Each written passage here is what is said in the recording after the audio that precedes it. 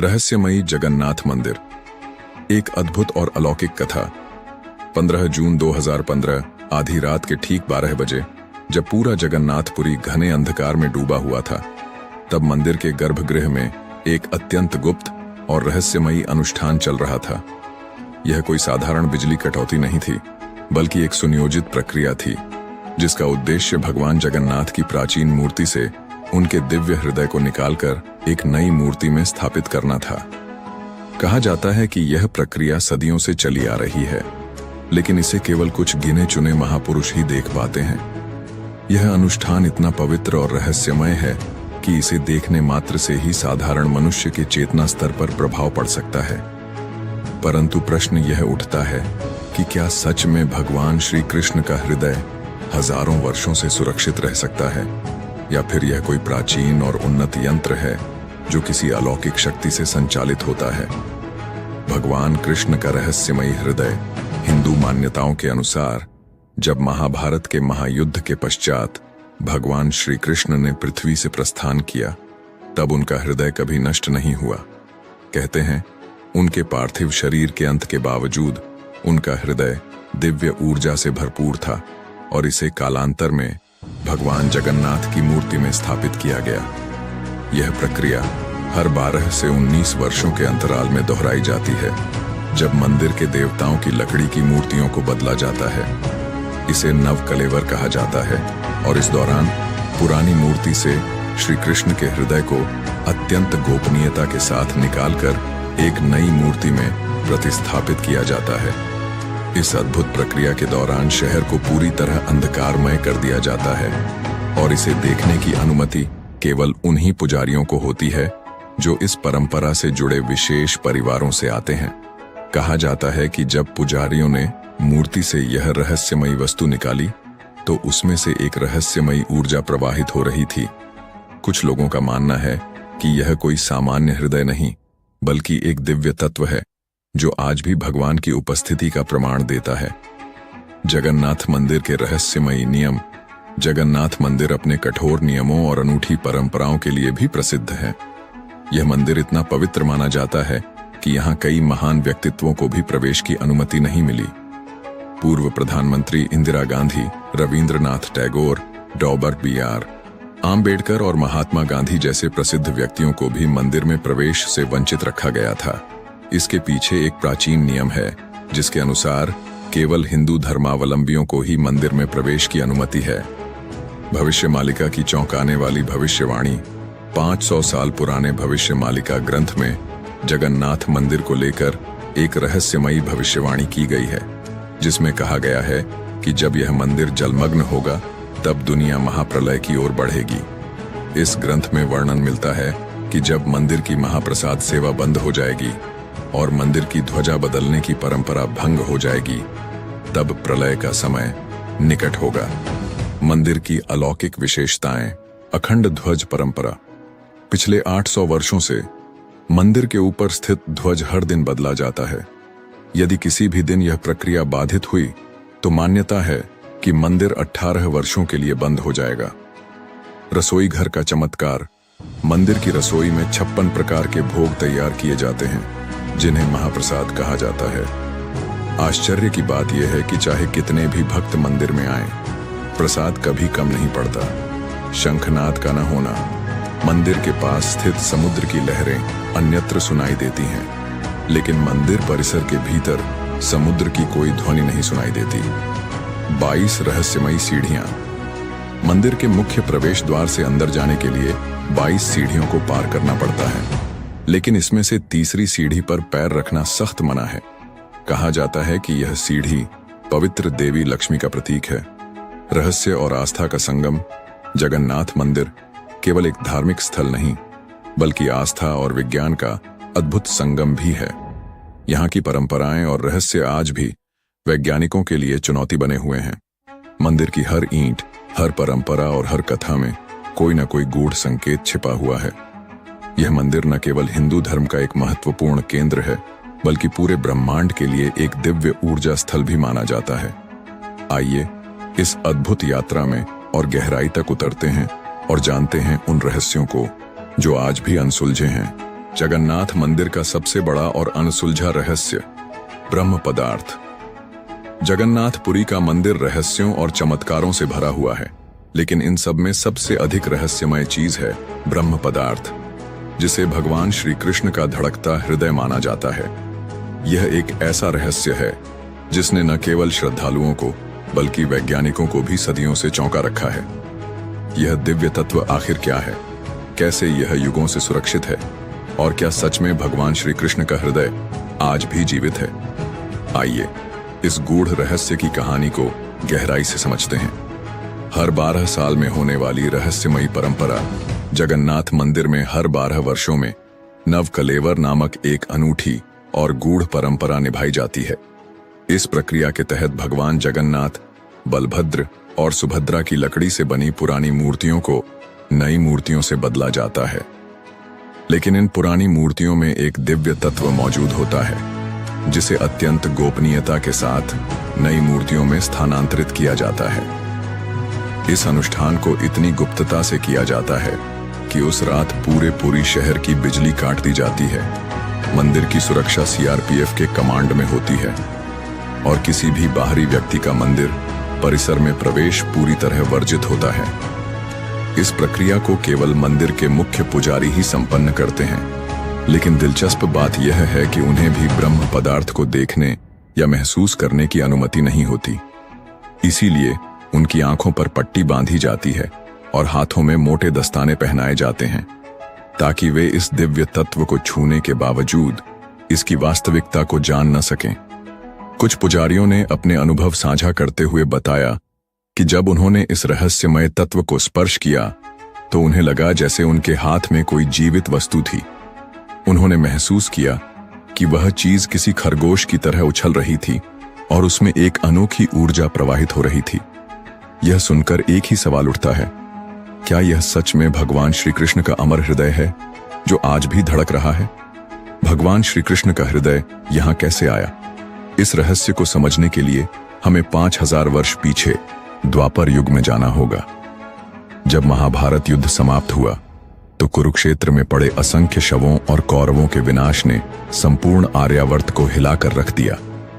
इस महाविनाश का कारण श्री कृष्ण को ठहराते हुए गांधारी ने शोक में डूबकर उन्हें श्राप दिया, हे कृष्ण, जिस प्रकार मेरे पुत्रों का वंश समाप्त हो गया, उसी प्रकार तुम्हारा यादव कुल भी आपसी संघर्ष में नष्ट हो जाएगा और तुम्हारी द्वारका 36 वर्षों के भीतर समुद्र में समा जाएगी।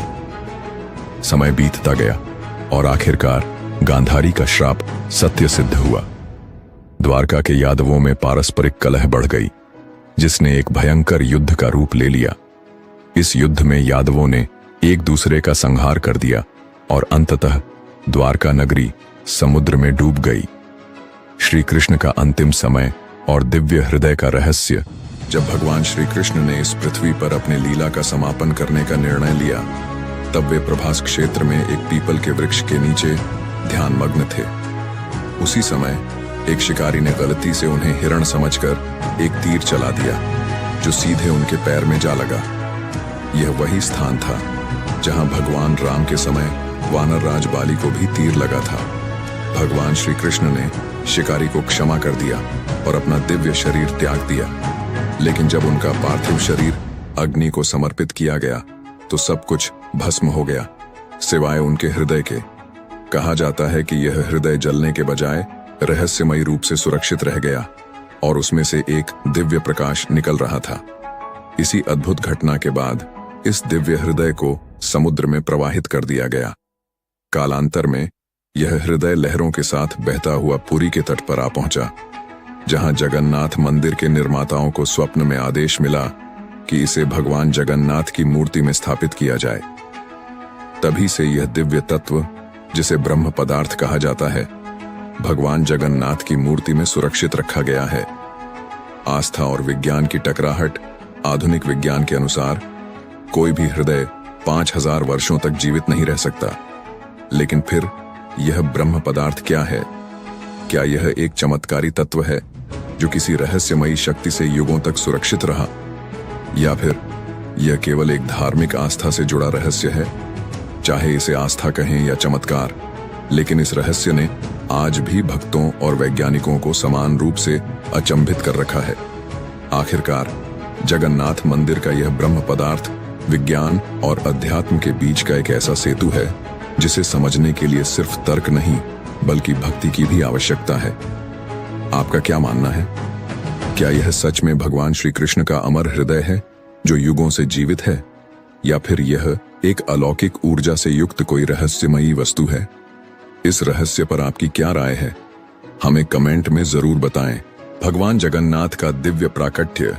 श्री कृष्ण से जगन्नाथ तक की रहस्यमयी कथा द्वापर युग के अंतिम समय में, जब भगवान श्री कृष्ण जानते थे कि अब उनका धरा पर प्रवास समाप्त होने वाला है, वे एक पीपल के वृक्ष के नीचे ध्यानमग्न हो गए। उसी समय जरा नामक एक शिकारी ने अनजाने में उन्हें हिरण समझकर तीर चला दिया। जैसे ही तीर श्री कृष्ण के चरण में लगा, जरा को अपनी गलती का एहसास हुआ। वह भयभीत होकर उनके पास आया और दंडवत प्रणाम कर क्षमा याचना करने लगा। श्री कृष्ण ने मंद मुस्कान के साथ कहा, चिंता मत करो, यह सब मेरी लीला का ही एक भाग है। त्रेता युग में तुम राजा बाली थे और मैंने राम रूप में तुम्हें छल से मारा था। अब वही कर्म लौट कर आया है और तुम मेरे लिए मृत्यु का माध्यम बने हो। यह कहकर श्री कृष्ण ने अपनी योग माया में लीन होकर इस भौतिक संसार का परित्याग कर दिया। जब अर्जुन को इस हृदय विदारक समाचार की जानकारी मिली तो वे तुरंत वहां पहुंचे और भगवान के पार्थिव शरीर का विधिपूर्वक अंतिम संस्कार किया। लेकिन तभी एक अद्भुत चमत्कार हुआ। श्री कृष्ण का संपूर्ण शरीर पंचतत्व में विलीन हो गया, परंतु उनका हृदय दिव्य ऊर्जा से भरपूर और स्पंदनशील बना रहा। यह कोई साधारण हृदय नहीं था, बल्कि एक अद्वितीय ब्रह्म पदार्थ था जो अग्नि में भी नष्ट नहीं हुआ। अर्जुन ने भगवान के इस दिव्य हृदय को एक लकड़ी के मंच पर रखा और श्रद्धा के साथ पवित्र नदी में प्रवाहित कर दिया। दिव्य हृदय का नीलांचल तक पहुंचना, श्री कृष्ण का यह ब्रह्म पदार्थ नदी की लहरों पर बहता हुआ दूर दूर तक यात्रा करता रहा। समय बीतता गया और एक दिन यह अद्भुत वस्तु ओडिशा की महानदी के तट पर आ लगी। वहां रहने वाली एक विशेष सब्र जनजाति के मुखिया विश्ववासु ने जब इस दिव्य वस्तु को देखा तो वे विस्मित रह गए। उससे एक अद्वितीय प्रकाश एवं ऊर्जा का संचार हो रहा था। विश्ववासु ने इसे अपने कबीले के गुप्त गुफा मंदिर में स्थापित किया और नील माधव के रूप में उसकी अर्चना करने लगे। इस दिव्य हृदय की पूजा पूरे कबीले के लिए रहस्य बन गई और वे इसे किसी बाहरी व्यक्ति को दिखाने से परहेज करते थे। राजा इंद्रद्युम्न की खोज इसी समय मालवा के एक महान धर्मपरायण राजा इंद्रद्युम्न, जो भगवान विष्णु के अनन्य भक्त थे, उन्होंने एक रात स्वप्न में श्री हरि के दिव्य दर्शन किए। भगवान ने उन्हें आदेश दिया कि वे नील माधव की खोज करें और उनके लिए एक भव्य मंदिर का निर्माण कराएं। राजा ने अपने राजपुरोहित एक विद्वान ब्राह्मण विद्यापति को नील माधव की खोज पर भेजा। विद्यापति कई महीनों तक विभिन्न स्थानों पर भटकते रहे, जब तक कि उन्होंने आदिवासी मुखिया विश्ववासु और उनके गुप्त पूजा स्थल के बारे में नहीं सुना। विद्यापति की चतुराई और नील माधव का रहस्य। विद्यापति जब विश्ववासु के पास पहुंचे और नील माधव के दर्शन की प्रार्थना की तो विश्ववासु ने मना कर दिया, लेकिन विद्यापति ने चतुराई से उसकी पुत्री ललिता से विवाह कर लिया। इससे वह विश्ववासु का विश्वास अर्जित करने में सफल हो गए। ललिता की सहायता से उन्होंने गुप्त गुफा के स्थान का पता लगा लिया। जब उन्हें पहली बार नील माधव के दर्शन हुए तो वे उनकी दिव्यता से मंत्रमुग्ध हो गए। विद्यापति ने यह सूचना तत्काल राजा इंद्रद्युम्न को भेजी। नील माधव का रहस्यमयी अंतर्धान। राजा इंद्रद्युम्न अपनी सेना और पुरोहितों के साथ जब गुफा तक पहुंचे तो वहां कोई मूर्ति नहीं थी। विश्ववासु ने यह सोचकर उसे छिपा दिया था कि राजा इसे अपने साथ ले जाएंगे। इस घटना से राजा को अत्यंत दुहक हुआ, लेकिन तभी भगवान विष्णु ने उन्हें पुनः स्वप्न में दर्शन दिए और कहा, प्रिय भक्त, मेरे नील माधव स्वरूप को अब नहीं खोजा जा सकता, परंतु चिंता मत करो। शीघ्र ही समुद्र तट पर एक दिव्य नीम का वृक्ष बहकर आएगा। उसी वृक्ष से मेरी नई मूर्तियों का निर्माण करो। राजा ने भगवान के निर्देशों का पालन किया और सेवकों को समुद्र तट पर भेजा। वहां उन्हें एक अद्भुत नियम का वृक्ष मिला जिस पर स्वयं शंख, चक्र, गदा और कमल के प्रतीक उकेरे हुए थे। दिव्य मूर्तियों का निर्माण। राजा इंद्रद्युम्न इस पवित्र लकड़ी को पुरी तक ले आए, लेकिन एक समस्या उत्पन्न हुई। कोई भी कारीगर इस लकड़ी को काटकर मूर्ति बनाने में सफल नहीं हो पा रहा था। उनकी छेनी और हथौड़े उस लकड़ी पर प्रभावहीन हो रहे थे। तभी एक रहस्यमयी वृद्ध कारीगर, जिन्हें भगवान विष्णु ने स्वयं विश्वकर्मा के रूप में भेजा था, राजा के पास आए और बोले, हे राजन, मैं इस कार्य को पूरा कर सकता हूं, लेकिन मेरी एक शर्त है। मुझे एकांत में कार्य करने दें और जब तक मूर्तियां पूर्ण न हो जाएं, कोई भी मुझे देखने नहीं आएगा। राजा ने इस शर्त को मान लिया। विश्वकर्मा जी गुप्त रूप से मूर्तियां बनाने लगे, लेकिन कई दिनों तक जब भीतर से कोई भी ध्वनि नहीं आई, तो रानी उत्सुक होकर दरवाजा खोलने को विवश हो गईं।